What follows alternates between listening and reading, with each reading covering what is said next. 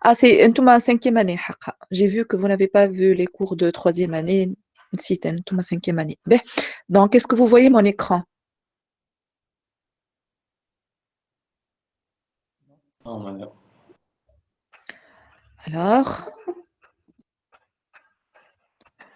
le problème, elle est... Donc,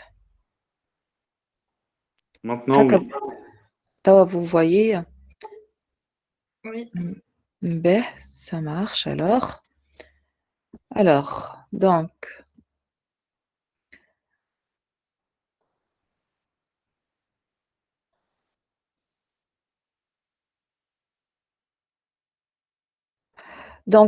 on va voir aujourd'hui les bases du traitement de l'insuffisance coronaire. Vous savez très bien que l'insuffisance coronaire, c'est la première cause de mortalité et de morbidité en Tunisie et dans le monde. Allez, alors, je vais vous poser une question. Je vais commencer par vous poser une question. Quelles sont les entités cliniques que vous connaissez en matière d'insuffisance coronaire? Donc, si un malade se présente pour une douleur thoracique, ça pourrait être dans quel cadre? Je parle toujours de l'insuffisance coronaire. Encore. Angor, il y a plein de types d'angor. Il y a l'angor stable, l'angor instable. Quelles sont les entités? Est-ce que vous vous rappelez ce qu'on a vu en troisième année? On a parlé de quelle entité clinique? ST plus ou ST moins. ST+, oui. ST-. Quoi d'autre? Langor fonctionnel. Alors, je vais vous dire dès maintenant qu'en fait, il y a deux grandes entités. Il y a ce qu'on appelle l'angor stable ou la maladie coronaire stable et il y a les syndromes coronaires aigus. Pour la maladie coronaire stable, c'est un patient qui se présente pour des douleurs thoraciques qui surviennent surtout à l'effort et dès qu'il s'arrête de faire cet effort, la douleur va disparaître. Dès qu'il prend son traitement habituel, il va s'améliorer et en général, cette douleur, elle survient pour des efforts de même intensité. C'est-à-dire, par exemple, qui fait là 2 étages, il va développer cette douleur thoracique. Le jour où il va avoir la douleur thoracique lors d'une montée d'un seul étage, ça ne devient plus une maladie coronaire stable. Ça devient quoi?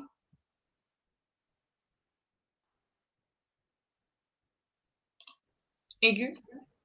Donc, c'est un syndrome coronaire aigu, c'est un angor instable. Alors, ça, c'est la maladie coronaire stable.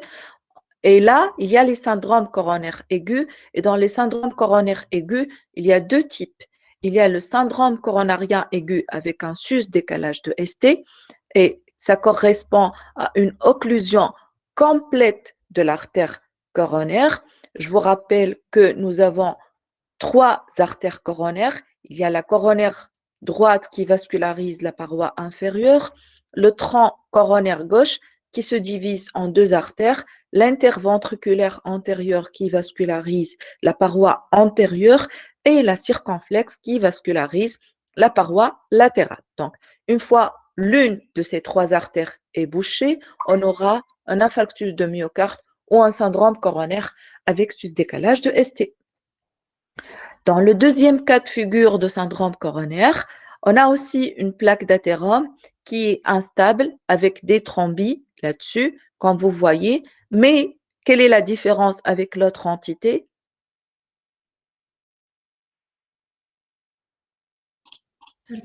L'occlusion est partielle. L'occlusion ou l'atteinte est partielle. Nous n'avons pas en fait d'occlusion. Il n'y a pas d'occlusion. Il y a une plaque d'athérome instable avec un thrombus là-dessus, mais l'artère, elle reste ouverte. Et c'est quoi le risque?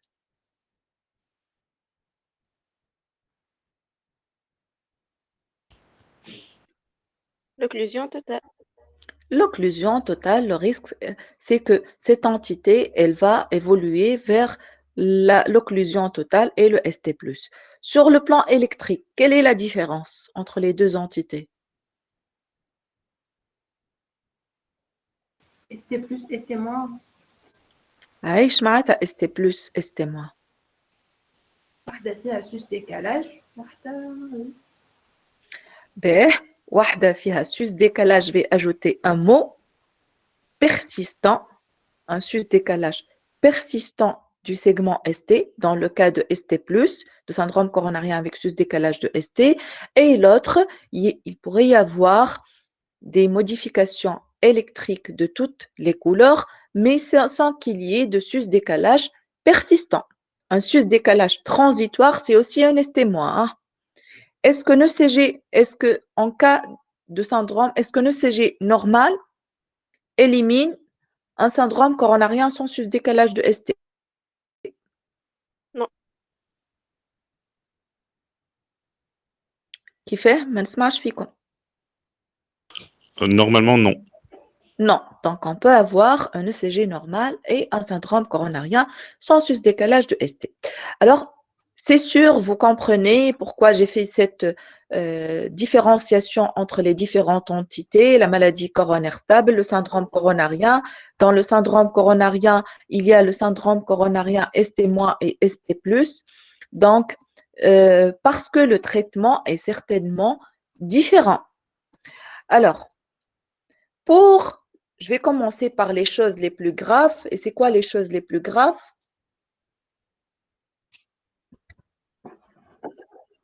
Sus décalage ST persistant. Sahih. C'est le syndrome coronarien avec sus décalage. Alors, comment on va traiter le syndrome coronarien avec sus décalage persistant à votre avis? Quelle est l'urgence? La reperfusion des artères coronaires. Très bien. La reperfusion de l'artère coronaire. Donc, l'objectif principal du traitement du syndrome coronarien avec ST+, c'est d'ouvrir l'artère occluse ou ce qu'on appelle aussi l'artère coupable de façon urgente. Pourquoi? Parce que, retenez ce mot, le temps égale muscle cardiaque. C'est une urgence extrême. Le pronostic vital du monsieur est mis en jeu ou de madame parce qu'il peut mourir de plusieurs complications de l'ST+, les complications que vous avez vues en troisième année, les troubles du rythme ventriculaire, l'arrêt cardiaque, l'état de choc, les complications mécaniques, la rupture du VG. Et retenez que chaque minute perdue pour la reperfusion, c'est du muscle cardiaque, c'est-à-dire le malade. Si on va le reperfuser à H1 de la douleur, il a des chances de récupérer son muscle cardiaque. Par contre, si on va le traiter à H12 ou à H15, le plus probable, c'est qu'il va garder une séquelle au niveau de son muscle cardiaque et il peut passer vers l'insuffisance cardiaque. Alors, les trois points ou les trois paramètres essentiels dans la prise en charge d'un malade avec ST+, un, c'est le conditionnement du malade sur le plan hémodynamique et rythmique. Si mon malade il vient avec un état de choc, il faut rapidement mettre en place les moyens pour pallier à cet état de choc. S'il vient avec une fibrillation ventriculaire ou un trouble du rythme ventriculaire grave, il faut rapidement agir. C'est l'urgence extrême. Après, le deuxième point, c'est le traitement pharmacologique adjuvant. C'est quoi le traitement pharmacologique adjuvant, à votre avis?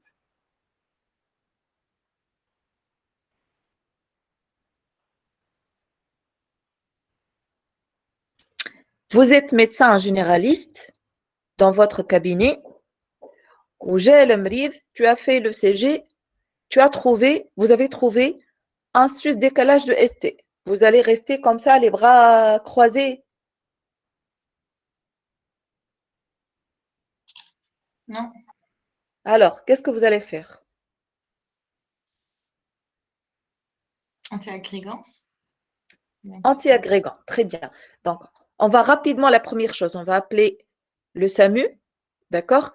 Et on va donner un traitement anti-agrégant au patient. Donc, on va lui donner un traitement qui va essayer de nous aider à reperfuser l'artère le temps que les gens ou les médecins ou l'équipe de SAMU viennent et ils vont acheminer le malade vers la salle de cathétérisme la plus proche. Donc, il y a le traitement pharmacologique adjuvant.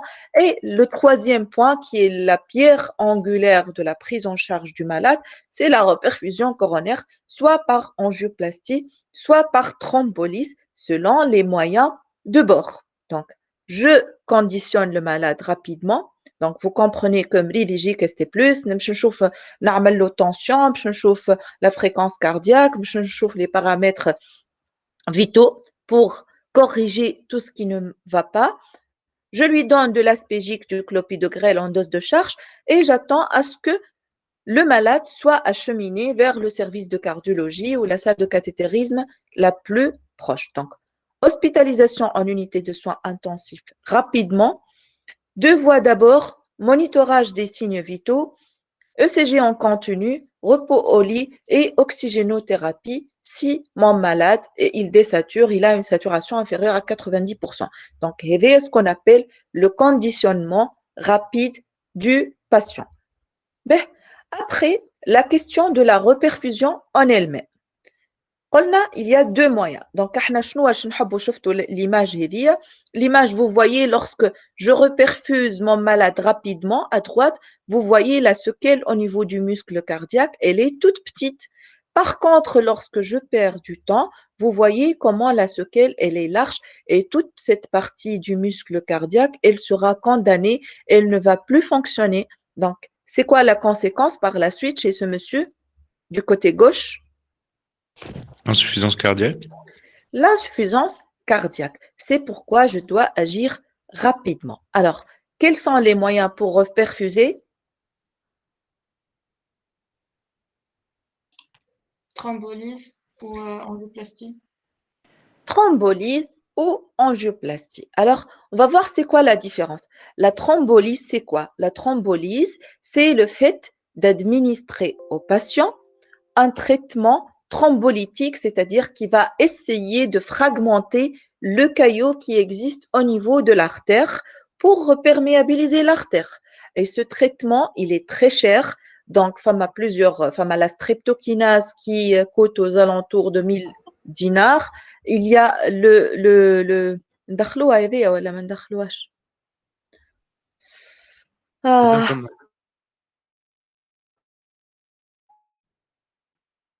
فما شكون عنده انستابل لا une fois دخل مره سيء une fois دخل مره ينجم يقعد ديما يدخلوا ما غير لاكور نتاعي.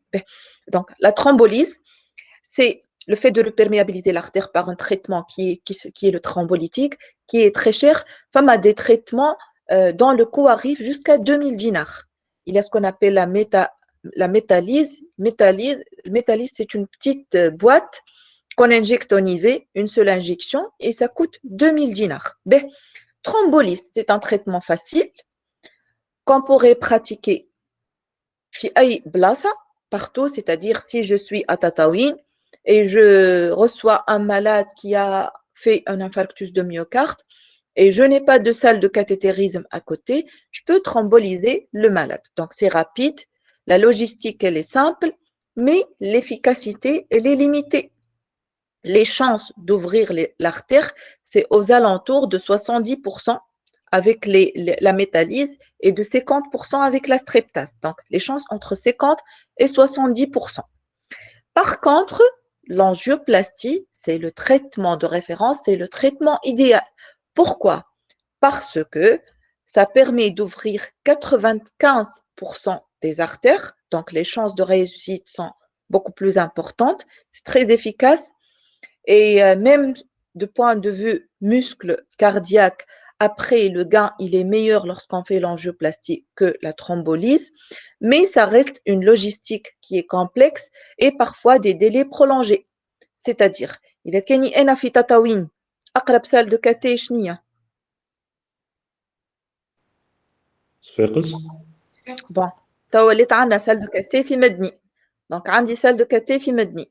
L'acheminement du malade من تطاوين المدنين, ça prendrait aux alentours 1 heure et demie. قبل il y avait صفاقس. المريض باش يوصل من تطاوين لصفاقس au moins c'est 5 heures كاني نعرف نحسب 4 5 سوايع انتم تعرفوا تحسبوا خير مني.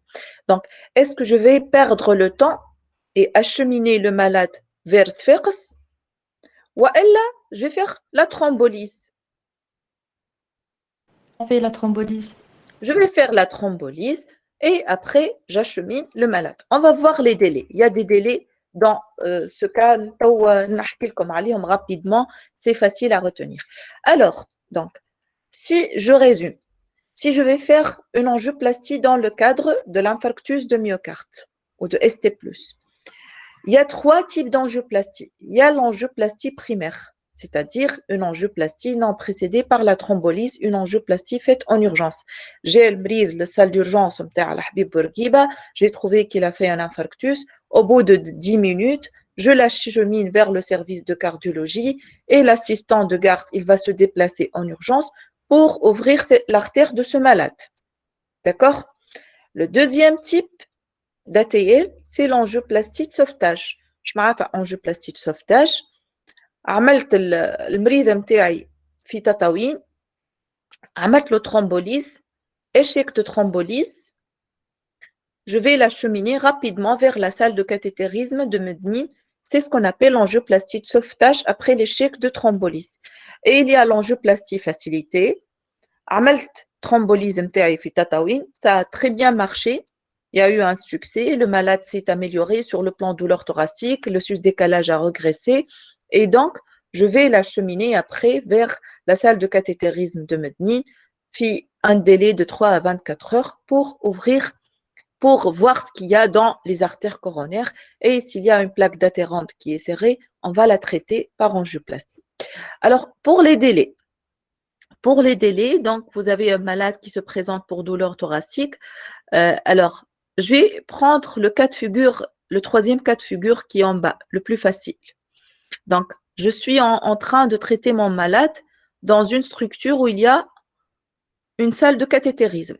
Donc, il faut faire le CG rapidement, dans un délai de 10 minutes. Le diagnostic est fait. Il faut faire l'angioplastie primaire rapidement, en 10-60 minutes, pour démarrer l'angioplastie primaire. Sinon, Arani, je ne suis pas un bon médecin. Et je ne suis pas un bon centre. Madame a une salle de cathétérisme, les hommes au bout d'une heure, il s'arrête. D'accord? Sinon, je suis dans une structure où il n'y a pas de centre de cathétérisme cardiaque. Le deuxième cas de figure, le deuxième. Le CG, toujours, il faut faire le CG rapidement. Devant toute douleur thoracique, le CG doit être réalisé dans un délai de 10 minutes. Alors, si je sais qu'il me faut au moins 2 heures pour arriver à la salle de cathétérisme. نفرضوا أنا في قفصة ونعرف اللي أقرب سال دو كاتي في صفاقس بعيدة عليا على الأقل ساعتين باش المريض يوصل. وقتها je dois entamer la thrombolyse dans un délai de 10 minutes, rapidement.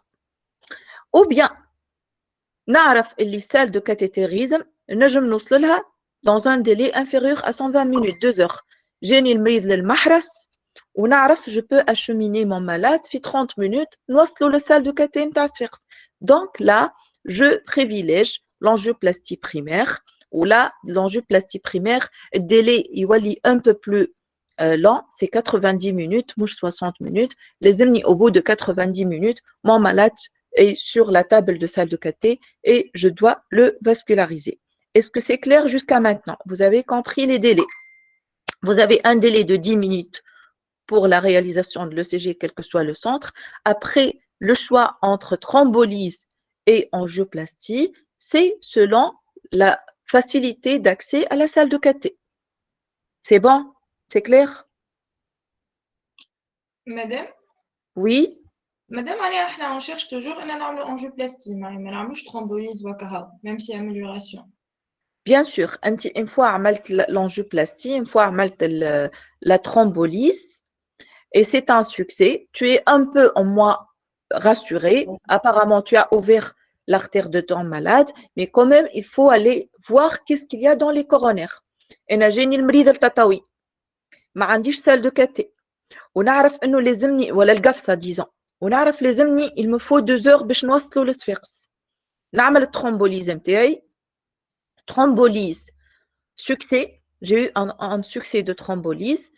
نجم نوصل المريض في عقلي عندي entre 3 et 24 heures selon les recommandations باش نوصل المريض للسال دو كاتي نتاع صفاقس pour faire la choro et l'angioplastie après. باهي خاطر la thrombolyse elle va ouvrir l'artère mais elle va pas traiter la plaque d'athérome en elle-même parce que là on a une plaque d'athérome اللي تنجم تكون supérieure à 70%. كان اليوم parce que le risque شنو le risque c'est le réinfarctus. Le risque de réinfarctus après une thrombolyse est quand même important de réocclusion.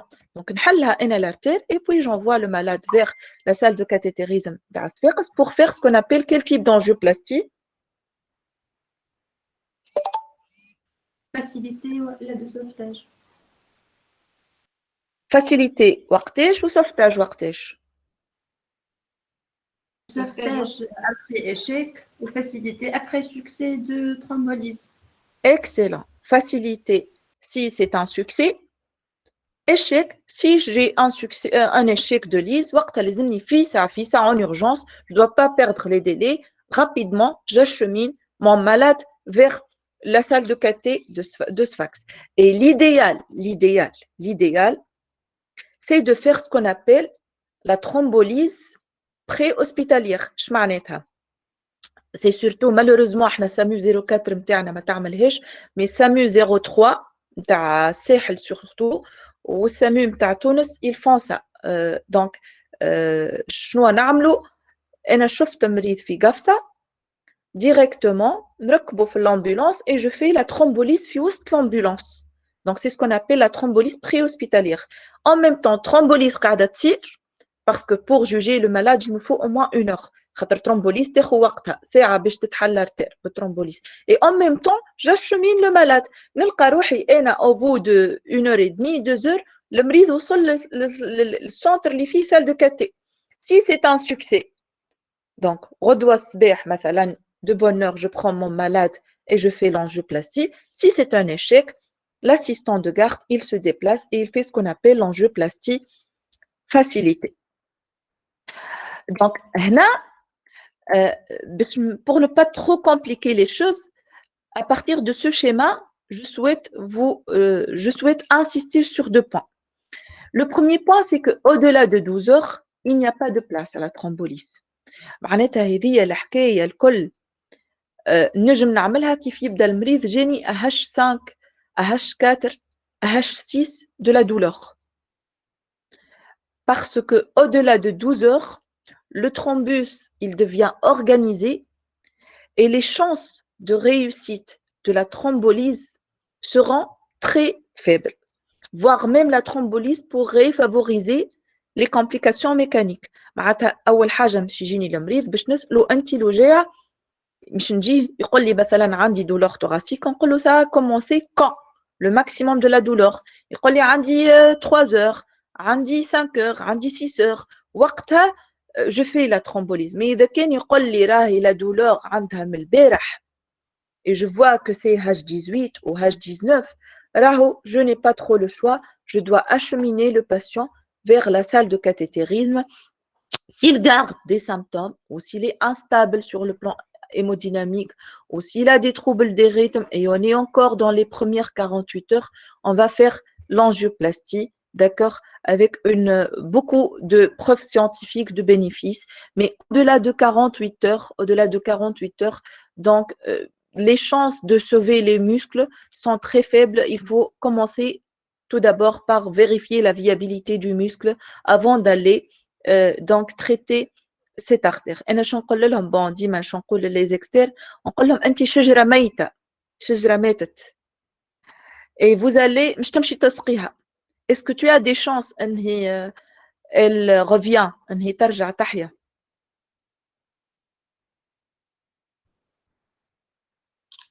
Non. Non, c'est la même chose. Un muscle cardiaque qui est souffrant, nécrosé de plus de 48 heures, même si je vais reperfuser l'artère, les chances de sauver ce muscle et de récupération sont quasi nulles.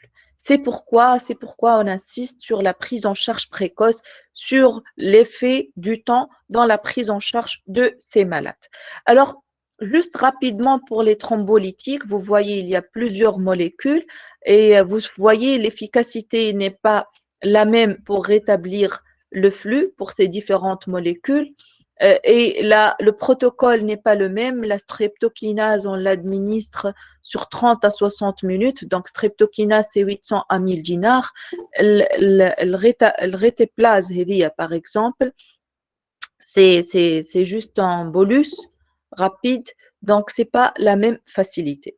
Mais chose sur laquelle je souhaite insister, c'est que toujours avant de faire la thrombolyse, il faut vérifier les contre-indications absolues, qui m'a les antécédents hémorragiques, l'accident vasculaire cérébral ischémique dans les 6 mois, le traumatisme majeur, la chirurgie récente qui date depuis 1 mois, la dissection de l'aorte. Donc, il y a d'autres contre-indications relatives comme l'HTA mal équilibré. Donc, il faut bien vérifier les contre-indications avant d'entamer la thrombolyse. Aussi, attention à l'allergie, il y a des molécules allergogènes, surtout la streptokinase. Il faut donner avec de l'hémisusfinate d'hydrocortisone. Ben, si contre-indication à la thrombolyse, je peux تعملوا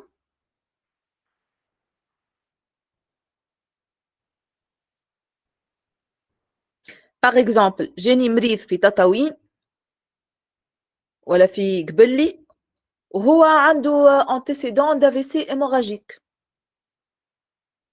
Est-ce que je thrombolise? Angioplastie de sauvetage quand même. En train de stanner ou les noms sur le centre de caté. نقولوا لها sauvetage. Suivez les rôles la primaire. Primaire. primaire. Donc نقولوا لها primaire. علاش نقولوا لها primaire؟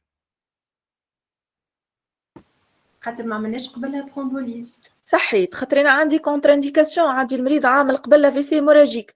Si je le thrombolise, il y a un risque de refaire un AVC hémorragique. Donc c'est un malade à très haut risque hémorragique. Je ne vais pas jouer avec le risque hémorragique. Malheureusement, pour ce monsieur, je n'ai pas trop le choix. Je vais l'acheminer vers une salle de cathétérisme la plus proche, même si ça prend beaucoup plus de temps. Donc, Ationi 2, cas de figure où je ne fais pas de thrombolyse chez un malade qui se présente pour un ST+. Antécédent d'AVC hémorragique.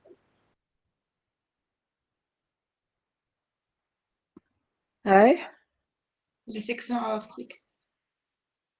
لا حبيت نقول لكم أنا حبيت نقول لكم أول حاجة je vais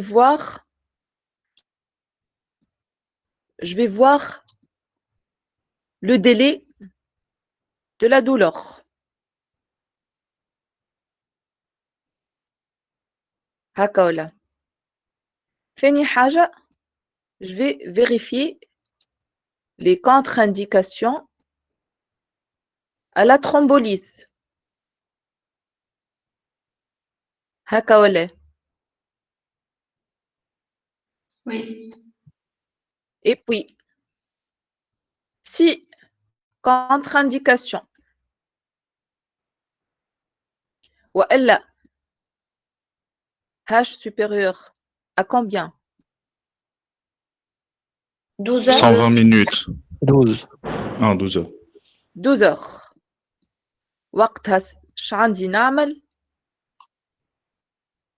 Angioplastie. Angioplastie primaire.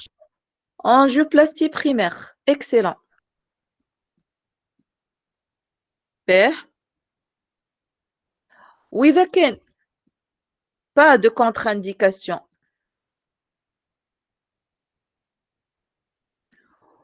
و H inférieur ou égal à 12 heures, je باش نعمل؟ Thrombolyse. je باش نعمل أي Selon la situation, soit une thrombolyse ou pas d'angioplastie facilitée, sinon angioplastie primaire. كان عندي كتي donc ça sera la TL. كان عندي salle de caté ça sera la TL. كان ما عنديش salle de caté في les délais اللي نعرفوهم لازمها توصل في 120 minutes وقتها شنو؟ Non, thrombolyse. Thrombolyse. Thrombolyse. هذا هو. هذا اش حبيتكم تفهموا. Donc, deux choses. Je dois voir le délai et vérifier les contre-indications. Pas de contre-indication et H inférieur à 12 heures, je peux discuter les deux. Selon les délais كيفاش باش نوصل للمريض نتاعي salle de caté. كان عندي des contre-indications والا plus de 12 heures, وقتها ما عنديش trop le choix, ça va être une angioplastie primaire. Ben, très bien.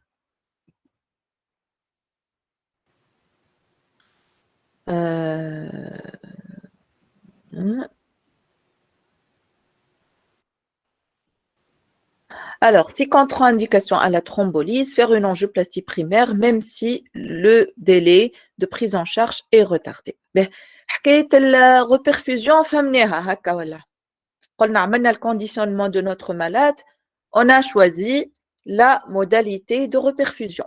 Ben, معناتها انا جاني المريض سال d'urgence ولا جاني للكابيني ولا جاني انا في البلاصه اللي نخدم فيها سي في مخي الامور واضحه اش باش نعمل له يا باش نخليه بحذايا باش نعمل له ترومبوليز يا باش نبعثه سال دو كاتي. Alors le troisième point qui est très important c'est le traitement pharmacologique adjuvant.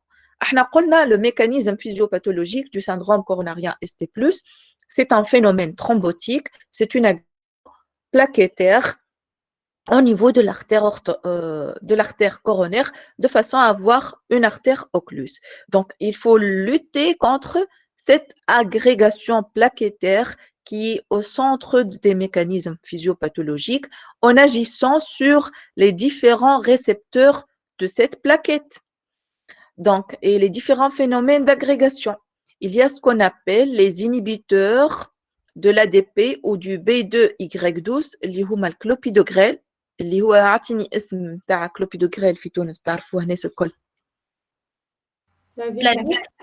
Plavix, صحيت, Plavix, Pidogrel, il y a plusieurs génériques maintenant, mais c'est le Plavix, le clopidogrel, soit le Prasugrel, malheureusement, مازال ما دخلش لتونس, soit le Ticagrelor, موجود في تونس, اللي هو البريليك.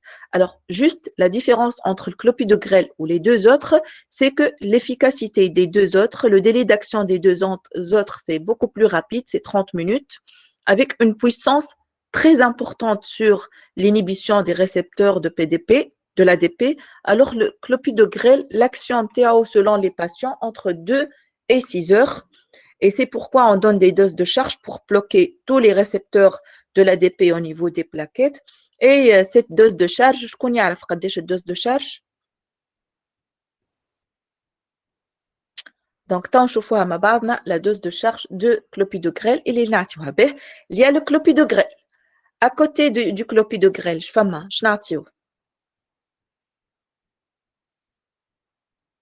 de l'héparine. نعطيو aspégique, oui. هنا تو مازلنا نحكيو على les plaquettes. نحكيو على les plaquettes.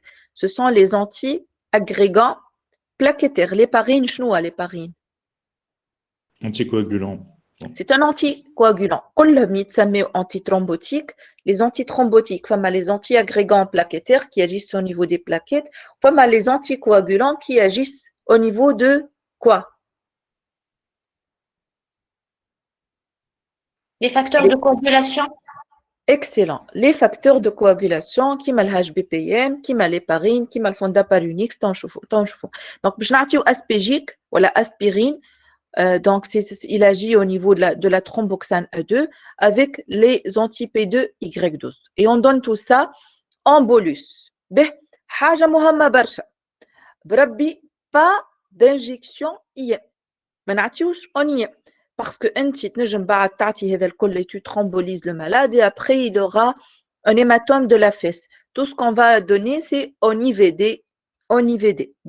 Donc, l'aspégique de 150 en IVD avec une couverture gastrique, c'est très important la couverture gastrique. Ils sont stressés. Ou l'aspégique en bolus, il est très puissant. Donc, le ulcère de stress et ulcère hémorragique. Obligatoire la couverture gastrique avec de l'oméprazole, kiff en IV. Et le clopidogrel. Le clopidogrel, le Plavix, c'est selon une conduite, est-ce que vous avez, il est dosé à combien le clopidogrel?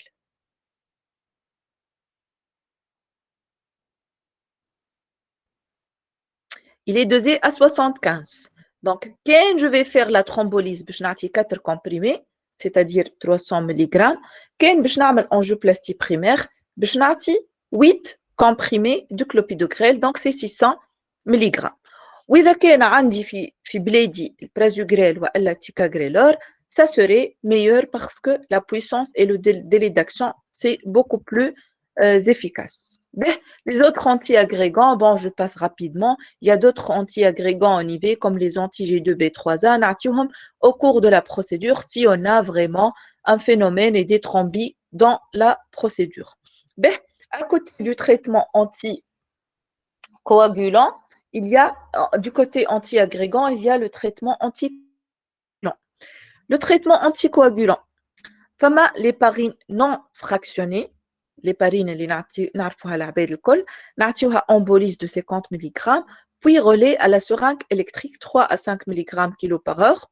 Sinon نجمو نعطيو l'HBPM, l'enoxaparine embolyse puis 1 mg kilo. La bivaluridine malheureusement n'existe pas en Tunisie. Et après la fin de l'ATL, on va arrêter les anticoagulants. Une fois on a fait l'angioplastie primaire, on va arrêter. En cas de thrombolyse, on continue à donner donc l'héparinothérapie jusqu'à la réalisation de l'angioplastie. Donc, on a un tableau qui résume. Donc, le clopidogrel, donc c'est la dose de charge, elle est de 600 mg. Donc, à côté du traitement antithrombotique, on a le traitement des complications, avec le malade, il a présenté une TV, une EV, bien sûr, une EV, il faut le choquer, une TV, on peut donner de la cordarone ou de la xylocaïne, d'accord? S'il est en état de choc, on va donner de la dobutamine, on va faire un support mécanique par ce qu'on appelle le ballon de contre-pulsion. Et si notre malade en état de choc, auparavant, qu'on a à côté de l'artère coupable, on vascularise les autres artères pour augmenter les chances de sauver le malade. Maintenant, c'est plus recommandé, on ne traite que l'artère coupable. Si le malade il a fait un BAV complet avec l'ST+, on peut donner de l'atropine, surtout si le malade il présente un IDM inférieur, parce qu'en général, le mécanisme c'est vagal. Sinon, on fait ce qu'on appelle la montée de sonde. C'est une sonde qu'on met dans la pointe du ventricule droit par voie intraveineuse pour stimuler le ventricule. Donc, on a traité notre malade, amené l'angioplastie interne. Le malade, il a récupéré, il va très bien. Alors, le lendemain, le lendemain, c'est les règles, on va lui conseiller les règles hygiéno-diététiques, c'est-à-dire on va voir les facteurs de risque cardiovasculaire. S'il a un diabète mal équilibré, on va essayer d'équilibrer le diabète. Une HTA mal équilibrée, on va équilibrer l'HTA. S'il fume, on va lui conseiller d'arrêter de fumer. On va lui conseiller aussi, lorsqu'il rentre chez lui, c'est de faire du sport, mais après une certaine période. À côté des règles hygiéno-diététiques, on va continuer avec un traitement d'entretien qui est basé sur l'aspégique 100, l'aspégique bébé, un sachet par jour, le clopidogrel, 75, un comprimé par jour pendant 12 mois. On va donner une statine. Un exemple de statine. La torvastatine. Un autre exemple.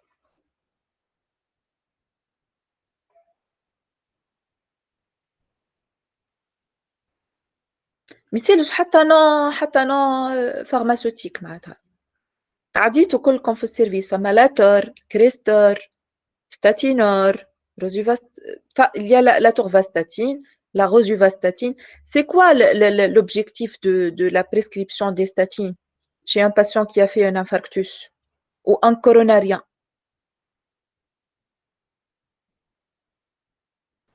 Prévenir d'autres plaques d'athérome, leur formation. Donc, prévenir la formation d'autres plaques d'athérome. S'il y a d'autres plaques d'athérome dans ces coronaires, c'est de stabiliser ces plaques. Les statines jouent un rôle très important. Les statines, ce sont des Lipémiant. hypolipémiants. صحيت. Des hypolipémiants. Ils vont agir sur le mauvais cholestérol. شكون هو le mauvais cholestérol? LDL, cholestérol. C'est le LDL cholestérol. Et l'objectif chez un coronarien, c'est d'avoir un chiffre de LDL inférieur à 0,7 g par litre pour ne pas avoir la formation d'autres plaques, pour ne pas déstabiliser les plaques d'athérome qui existent. Ben, à côté des statines, on va donner d'autres choses qui sont les bêta-bloquants. C'est ce qu'on appelle le traitement anti-ischémique. Quel est le rôle des bêta-bloquants? Prévenir les troubles du rythme. Très bien, prévenir les troubles des rythmes chez un patient qui est à haut risque de complications rythmiques. تعرفوا هيك la partie nécrosée ou la partie ischémique au niveau du muscle cardiaque, ça va jouer le rôle d'une gâchette des troubles du rythme. مش تحير لنا les troubles du rythme. Donc au moins نعطيو les bêta bloquants باش ما يصيرولناش des troubles du rythme graves في الphase surtout aiguë. Oui, quoi d'autre? Chez un coronarien, les bêta bloquants chez un coronarien. Diminuer le travail cardiaque. Très bien. Donc, diminuer la fréquence cardiaque et la contractilité cardiaque de façon à diminuer la consommation d'oxygène et le travail cardiaque, comme tu viens de dire. Les IEC, c'est systématique. Pourquoi?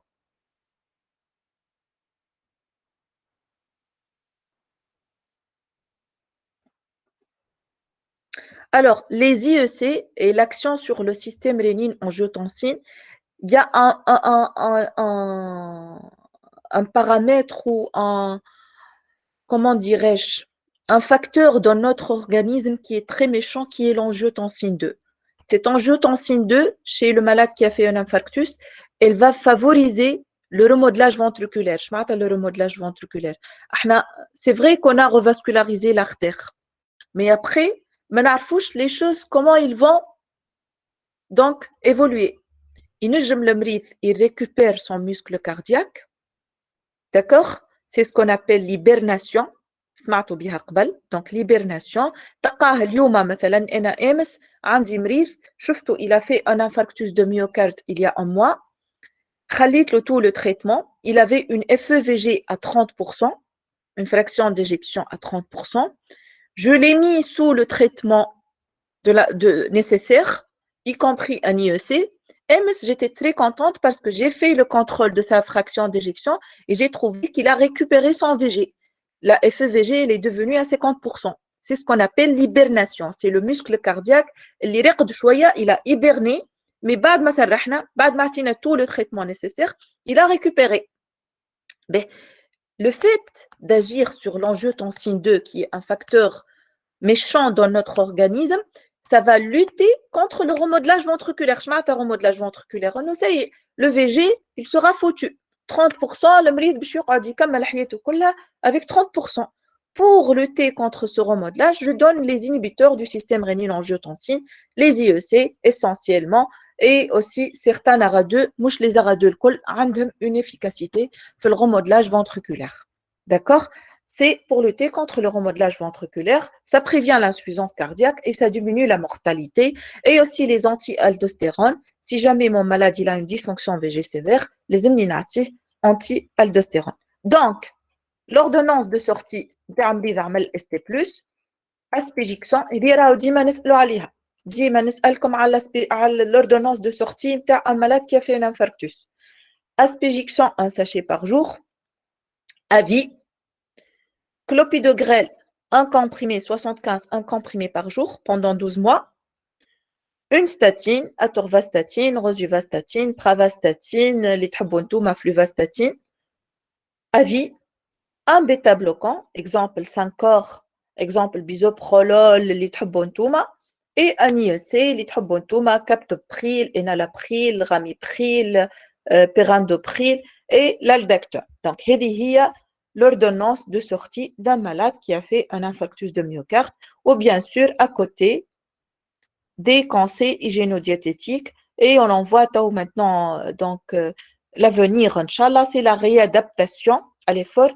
احنا كي خدمنا لبرا stage عملنا stage à l'étranger le مريض مازال راقد في السيرفيس il passe à la réadaptation. Il va faire des épreuves d'effort, de l'activité sportive.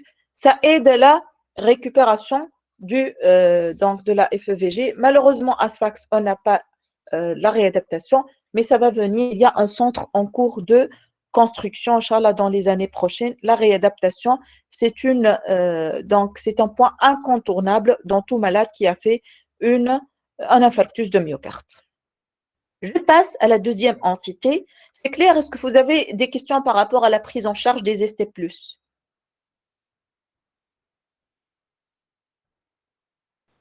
C'est bon, c'est clair, je passe. Docteur, Oui, quelle est la molécule qu'on donne en tant que bêta-bloquant pour les ST+. alors, أنت مش جاوبني. أنت قريت الكور على traitement de l'insuffisance cardiaque avec doctora Leila. Oui. هاك باش تجاوبني أنت. Je قالت لكم doctora Leila, le traitement de l'insuffisance cardiaque, il est basé sur quoi? هاي حل الكور. J'ai un trou de mémoire. مش مشكل. Donc, قالت لكم le traitement, il est basé sur les bêta-bloquants de l'insuffisance cardiaque et sur les IEC, les ARA2, les inhibiteurs du système rénine-angiotensine, les anti-aldostérone. هكا ولا؟ Oui. حكيت لكم شوية على les bêta-bloquants. قالت لكم les bêta-bloquants ne se valent pas. هكا ولا؟ قالت Oui, لكم il y a les bêta-bloquants de l'insuffisance cardiaque. Je m'arrête les bêta-bloquants de l'insuffisance cardiaque. On les utilise comment? Quand?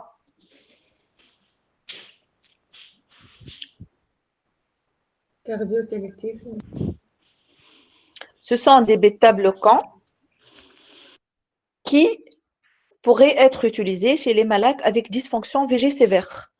Une FEVG inférieure même à 40%. خاطر قبل أنا كي قريت أنا في عمركم كي دخلت قريت سنة ثالثة طب قالوا لي ردوا بالكم راهم les bêta-bloquants sont contre-indiqués chez un malade qui a une dysfonction VG. خاطر توا صاحبنا اش قال ça diminue le travail du muscle cardiaque.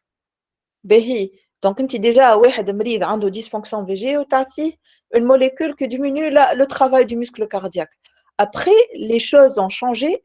خرجت une nouvelle génération de bêta-bloquants اللي هما ce sont les bêta-bloquants de l'insuffisance cardiaque. Au contraire, عندهم un effet positif على système sympathique. ما ندخلش beaucoup dans les détails. اللي هما le bisoprolol. اعطيوني exemple نتاع bisoprolol اللي تعديو في السيرفيس الكل سمعوا به. Le 5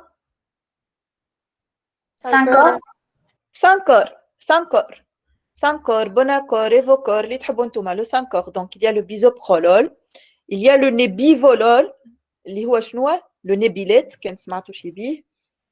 Il y a le métoprolol et il y a donc le carvedilol. Donc نجموا تكتبوا احنا peut-être la molécule la plus prescrite عندنا هنا في تونس c'est le bisoprolol والا le nebivolol هذوما الزوز.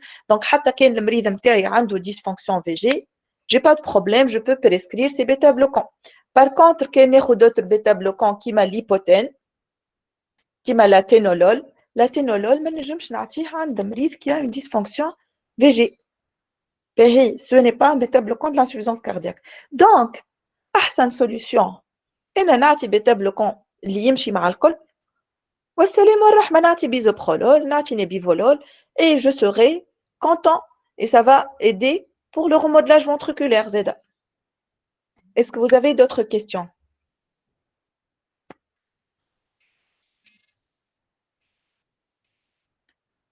C'est bon, je passe aux estémoins.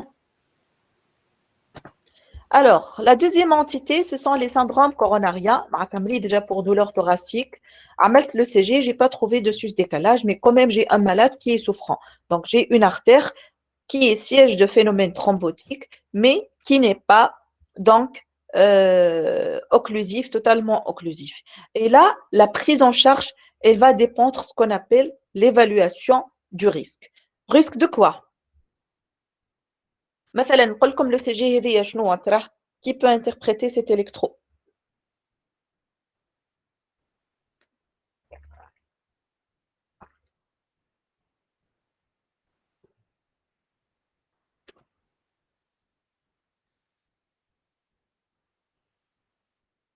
شنو نسينا لو سي جي اي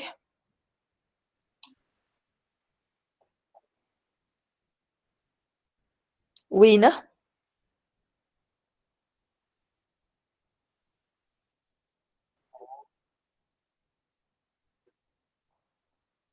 en antérieur et étendu قولوا لها en antérieur étendu. Ben, هو فما حتى في l'inférieur, il faut dire. Et de toute façon, il y a une hantée. Donc, c'est ce qu'on appelle l'ischémie sous-épicardique. Donc, imaginez un dimrid déjà avec une douleur thoracique et c'est électro. Ben, donc, je chauffe les en charge. Qu'est-ce qu'on risque chez ce monsieur? Quel est le risque? Passage au ST+. Sahid, nous, il évolue vers un ST+. Et le deuxième risque, c'est la mort subite par trouble de rythme. par trouble du Trouble rythme du ventriculaire rythme. grave qui me تشوفوا في التصويرة. C'est quoi ça? Torsade de pointe. C'est une fibrillation ventriculaire. Donc, c'est un arrêt cardiaque par fibrillation ventriculaire. Donc, les deux risques. Il fait le passage en ST+, il fait les troubles du rythme.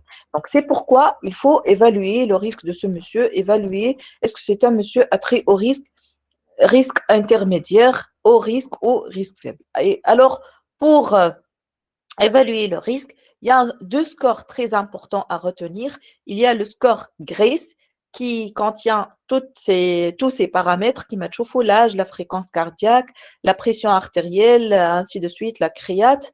Et donc, ça donne le risque de mortalité en intra-hospitalier et à 6 mois. Donc, comme vous voyez, le risque, il pourrait être faible si le GRACE il est inférieur à 108, supérieur à 140, ainsi de suite. Donc, je ne trouve pas les détails.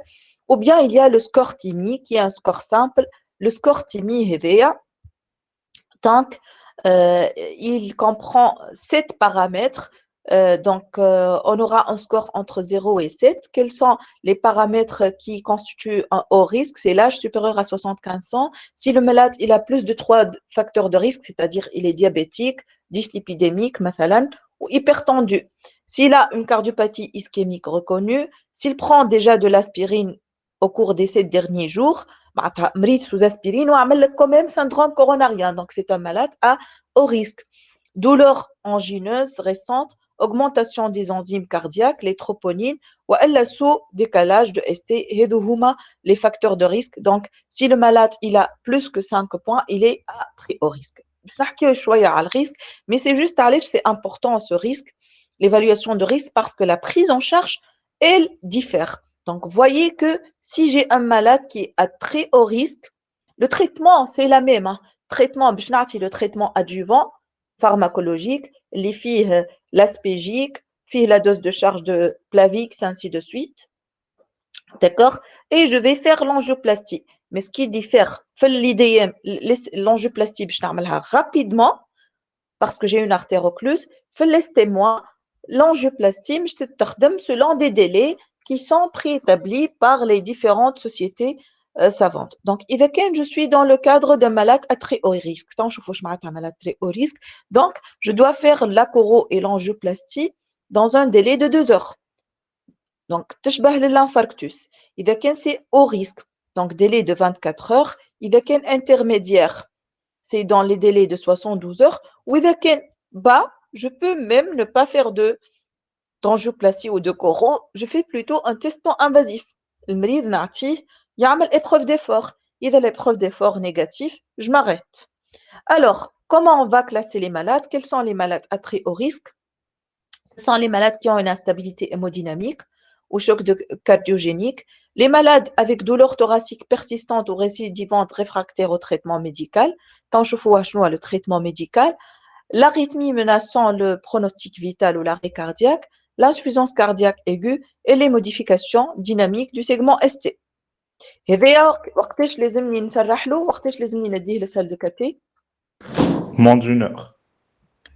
قداش 2 heures. 2 heures, un délai de 2 heures. Les syndromes coronariens à haut risque sont les malades avec une augmentation ou diminution de la troponinémie. معناتها les troponines sont dynamiques. توا لقيتو A1 بعد بثلاثة سوايع لقيتو 8 والا توا لقيتو 8 بعد لقيتو 1 c'est que il y a des mouvements dynamiques de la troponine, les modifications dynamiques du segment ST, d'accord, et le score Grace supérieur à 140. Donc vous voyez, le score Grace ne figure pas في très haut risque. Risque intermédiaire, c'est un malade qui a un diabète, donc il suffit d'avoir un critère. Hein. Un critère, bien sûr, un critère ou à condition qu'il n'a pas les critères نتاع الريسك اللي قبله. معناتها إذا كان مريض diabétique ou il est en état de choc, je le classe comment? Très haut risque. Très haut risque. صحيت à condition ما يبداش عندنا les paramètres les critères نتاع الريسك اللي أقوى. Donc diabétique, insuffisant rénal, FEVG inférieur à 40, longueur précoce après IDM, antécédent d'ATL au pontage et score Grace entre 109 et 140, c'est le risque intermédiaire. Donc وقتاش باش نعملها الكورو l'angioplastie Au bout de 72 heures. 72 heures. Le risque faible, aucune des caractéristiques ci-dessus, les قبل, absence de récidive angineuse, معناتها كي راقت المريض خليته sous traitement, il n'a pas refait de douleur, il n'a pas fait d'insuffisance cardiaque, il n'a pas fait d'anomalie électrique et il n'y a pas d'élévation des troponines au cours de l'hospitalisation. Et dans ce cas, qu'est-ce que je fais? Je fais un test non invasif. Si le test non invasif il est positif, je fais la coro. Si le test non invasif est négatif, c'est pas la peine de faire la coro. Alors, le traitement en lui-même. Donc, la stratégie. La stratégie invasive, elle dépend du risque du malade, de l'évaluation du risque. Donc, on va hospitaliser le malade en unité de soins intensifs comme pour l'ST+, monitorer les paramètres vitaux, le CG, la biologie, ainsi de suite, la surveillance de la tension, l'abord veineux, et il y a, comme je viens de dire, le traitement médical qui se base sur les anticoagulants et les anti-agrégants. C'est soit le HNF ou l'HBPM qui sont deux molécules qui ont un effet anti-10A et anti-2A, ou bien il y a l'anti-10A isolé qui est le Fonda par Unix. Malheureusement, on n'a pas encore de Fonda par Unix en Tunisie. D'accord? La posologie, vous la voyez, vous pouvez après la retenir. Il y a le bolus de 60 à 70 avec un maximum de 50 unités en IV pour l'HNF. Puis vous avez la dose d'entretien. Bien sûr, il faut respecter les contre-indications et surveiller la TCK. On sait très très bien que la surveillance de l'héparine, elle est basée sur la TCK. D'accord? Ou bien on peut donner les HBPM. Mais attention, si vous avez, chose sur laquelle je veux insister, si vous avez une insuffisance rénale ou les sujets âgés, il faut adapter la dose, il faut donner 2/3 de la dose. L'HBPM, exemple, l'énoxaparine. L'énoxaparine, il t'atteint 1 mg kilo toutes les 12 heures. عندي مريض يوزن 60 كيلو. باش نعطيه؟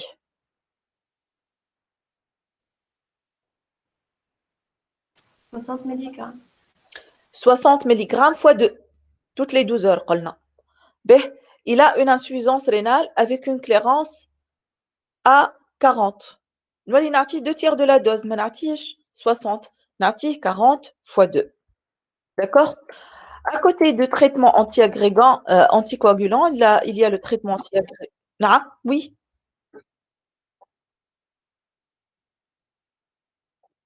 On peut donner la calciparine, qui est une héparine non fractionnée. Et on peut la donner en cas d'insuffisance rénale. Pour les HPPM, si tu as un malade avec une insuffisance rénale avancée, clairance inférieure à 30, tu n'as pas le droit de lui donner des HPPM. Obligatoirement, tu dois donner de l'HNF. D'accord? C'est soit sous forme de calciparine, soit sous forme de HNF à la seringue électrique, de l'héparine non fractionnée à la seringue électrique. باهي juste نحب نقول لكم اللي كلها نعطيو cas clinique فيها sujet يا اما insuffisant rénal يا اما sujet âgé خاطر احنا on veut insister sur ce point. ونقولوا لكم اعطيونا le traitement ونقولوا لكم راهو عنده syndrome coronarien et on vous demande de classer ce syndrome coronarien. باش تقولوا لنا c'est un syndrome coronarien à haut risque, risque intermédiaire, faible risque. وبعد نقولوا لكم le traitement, la conduite à tenir. conduite à tenir. باش تقول لي راهو le traitement invasif dans délai X, d'accord. وبعد باش تقول شنو التريتمون اللي باش تعطيه. باش تقول لي راهو مثلا نعطيهولك انا انسفيزون رينال كليرونس نتاعو 40 ونعطيهولك البوا نتاعو 60 ولا 70 ولا 80. tu dois adapter la dose 2/3 de la dose. 1 ملغ ما تعطيش 1 ملغ كيلو مش تعطيه 1 ملغ كيلو fois 2/3. d'accord. c'est clair ولا نعاود؟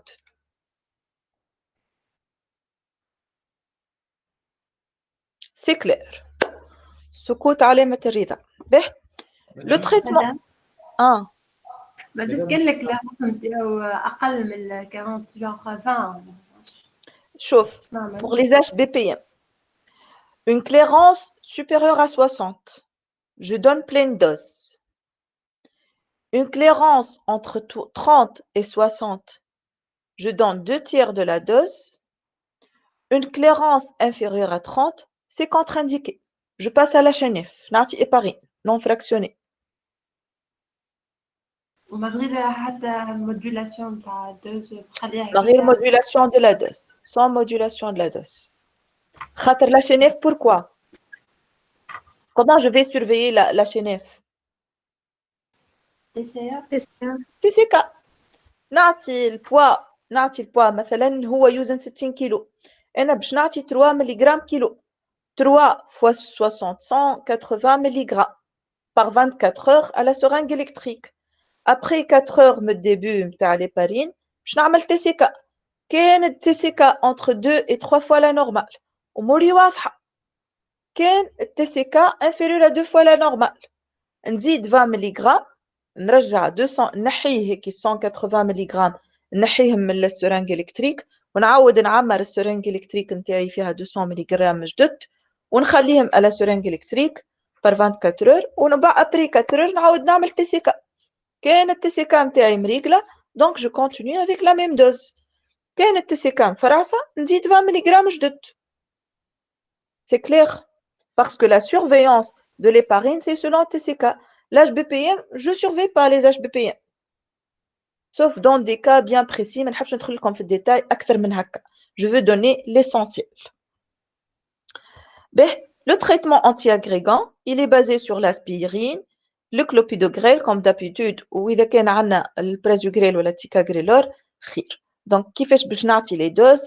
C'est c'est une dose de charge d'aspégique et une dose de charge de clopidogrel de 300 mg. D'accord. وإذا كان باش ندخل المريض l'angioplastie après donc 4 heures après juste قبل ما ندخلو l'angioplastie je donne 4 comprimés خرينا je continue les 300 mg جدد. Bon pour les anti-G2 B3A c'est في السال de caté ما ندخلش برشا في les détails. Donc احنا قلنا le traitement عندنا شوفوا grand 1 c'est le traitement anticoagulant. Grand 2 c'est le traitement anti-agrégant.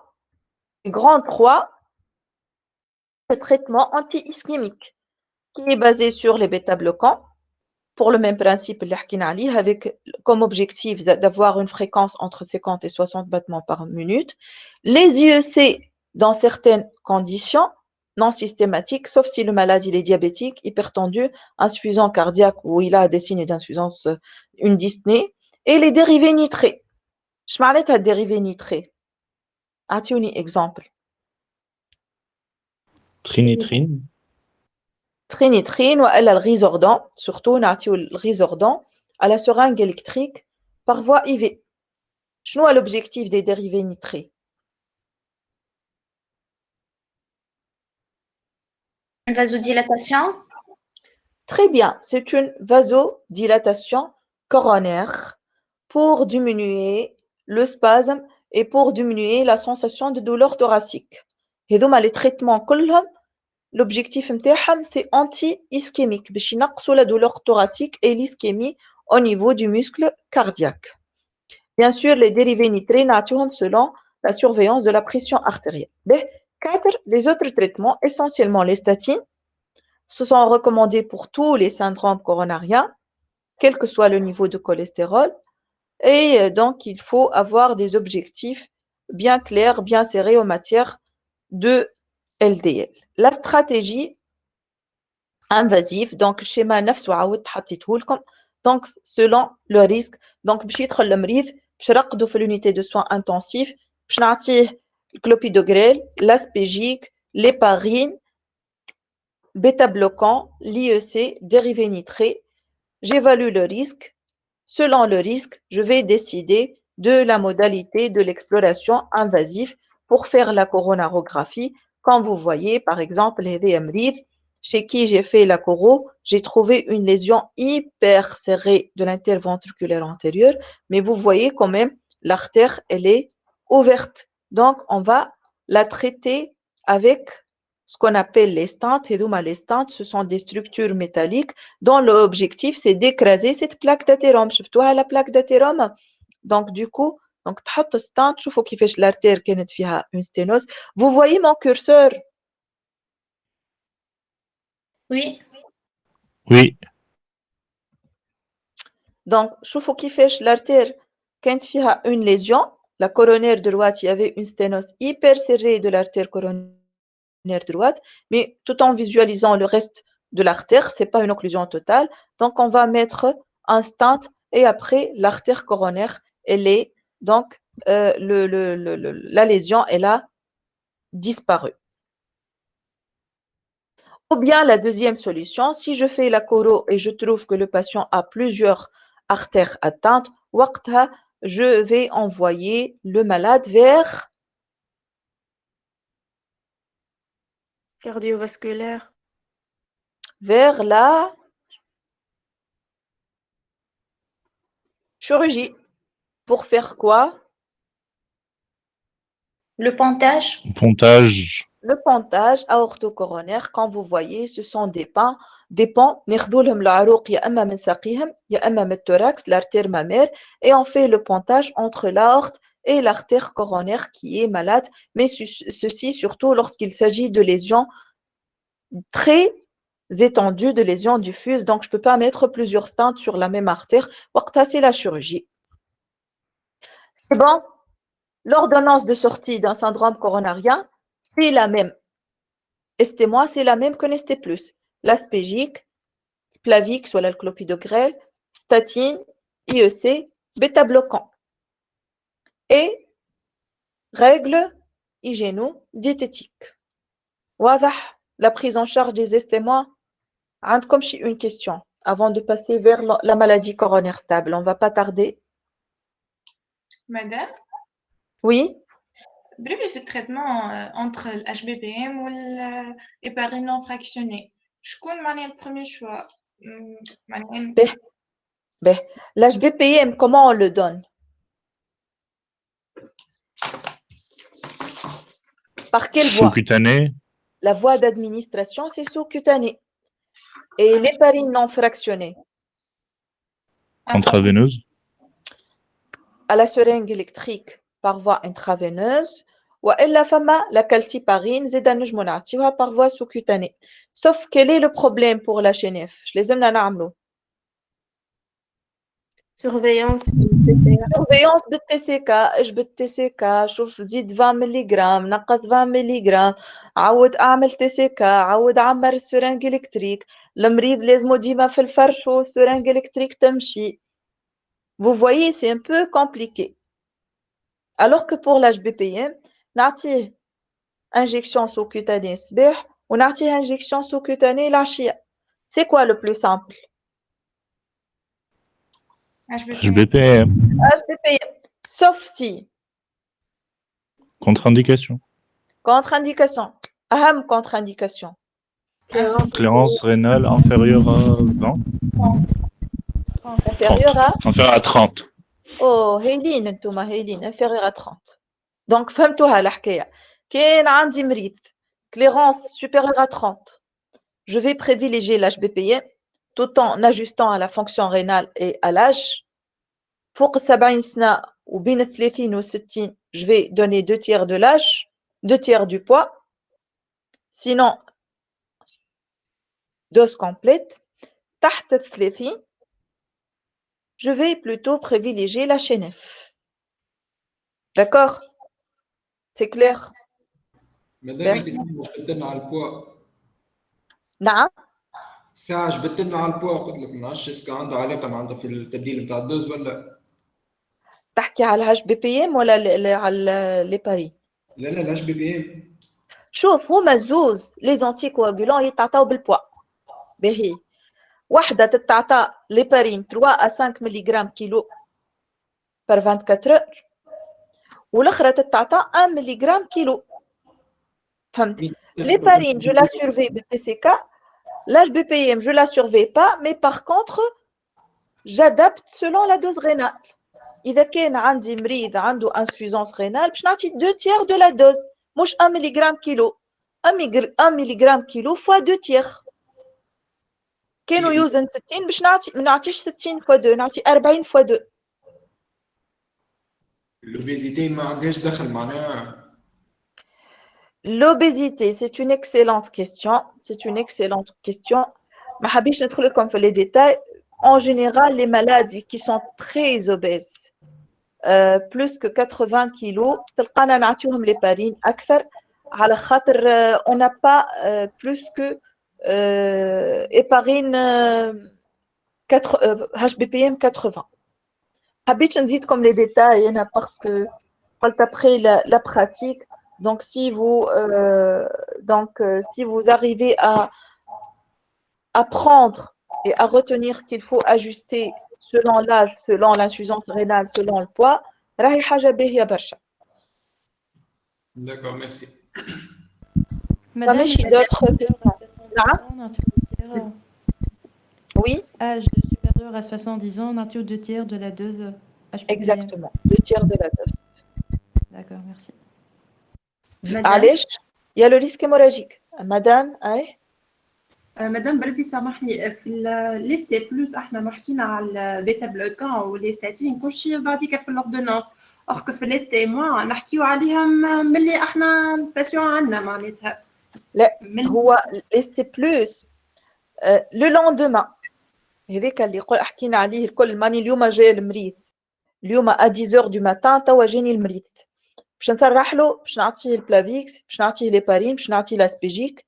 لو لوندومان يصبح مريقل نبدا نعطي لي بيتا بلوكون لي زي او سي والكل والتريتمون دو سورتي فيها لي بيتا بلوكون لي او سي لي ستاتين. لي ستاتين دي لو بروميير جور ستاتين زيد مكتوبه راهو في الكور دي لو بروميير جور ستاتين ملي يرقد بور لا بريزون شارج نعطيو لي ستاتين. بور لي مالاد اللي يرقدوا بور ريستي موا من اول نهار نخليوهم لي زي او سي لي بيتا بلوكون خاطر le malade de l'ST+, c'est un malade fragile. ما نعرفوش comment est-ce qu'il va tolérer dès le premier jour les IEC, les bêta-bloquants. Donc j'attends à ce qu'il récupère un tout petit peu. On fait l'angioplastie et le lendemain, نبدا ندخل le traitement anti-ischémique نتاعي. Les dérivés nitrés n'ont pas de place في l'ST+. خاطر c'est une artère occluse. مش تعمل لها vasodilatation, ما تجيش باش تعمل لها, c'est une artère occluse. Vous avez d'autres questions?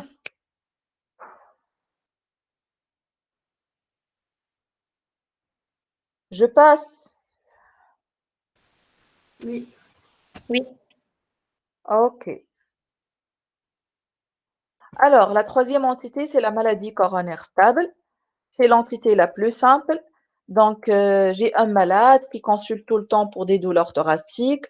Je dois le mettre sous traitement médical basé sur les règles hygiéno-diététiques, l'aspégique 100, un sachet par jour, une bonne statine, les bêta-bloquants, exemple bisoprolol 2,5, les dérivés nitrés, comme le Corvasal et un IEC, d'accord? Et après, s'il persiste symptomatique sous ce traitement médical, et s'il a un test d'ischémie qui est positif, waqta, je fais la coro. Si j'ai une lésion supérieure à 70%, je la traite par angioplastie ou si j'ai des lésions très étendues, je les traite par un pontage aortocoronaire. Sinon, si je ne trouve pas de lésions qui sont serrées, waqta, je continue le traitement médical ou AKH. D'accord? Là, juste pour le suivi d'un coronarien, donc il faut savoir que un coronarien, ça reste à vie un coronarien. Pour un infarctus, après quelques temps, il va devenir un malade coronarien stable. Donc, c'est une maladie évolutive qui nécessite une surveillance clinique et paraclinique régulière, au moins tous les 3 à 6 mois pour faire le contrôle clinique, le CG, l'épreuve d'effort et le test d'ischémie si jamais le malade est persistalgique, le contrôle biologique, le contrôle des facteurs de risque, la glycémie, le LDL, et il aura besoin d'une coronarographie chaque fois qu'on a des tests non invasifs. Sinon, je reviens un tout petit peu sur les délais de la double anti-agrégation plaquettaire. Donc, après un syndrome coronarien, c'est toujours une année. D'accord? Après l'implantation d'un stent nu ou actif pour angor stable, c'est 6 mois. Après implantation de stent actif, c'est 6 à 12 mois en dehors du syndrome coronarien aigu. Et certains patients qui ont des événements ou qui sont à haut risque d'événements thromboemboliques auront besoin de prolonger de plus d'une année le traitement, le DAPT, c'est-à-dire le clopidogrel. Et bien sûr, pour la prévention secondaire, il faut savoir qu'il faut prescrire l'aspirine à vie chez tout coronarien. Et en cas d'intolérance de l'aspirine, on peut switcher vers le clopidogrel. Comme j'ai des questions.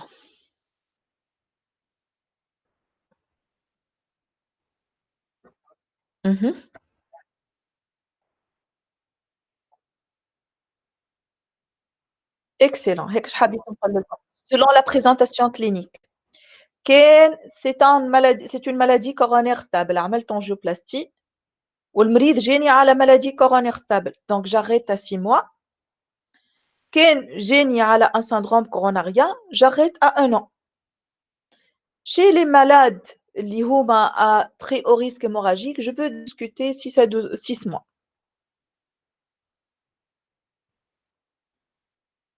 وإذا كان مريض à très haut risque, مثلا أنا المريض سرحت له وaprès 3 mois من l'angioplastie عاود عمل événement ischémique. Je peux prolonger plus qu'une année. Donc, انتوما retenez 12 mois في syndrome coronarien, 6 mois في l'angor stable. Et retenez l'aspégique à vie, sauf si contre-indication toilie clopidogrel à vie. C'est bon? Est-ce que vous avez des questions?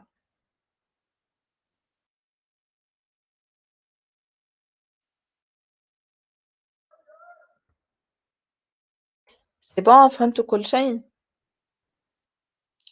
Merci. Très bien, Merci. alors je vais essayer de mettre aujourd'hui ce cours sur la chaîne YouTube et je vais envoyer le lien à Molka. Anna, une question. Il y a des questions, je pense. Vous avez des questions?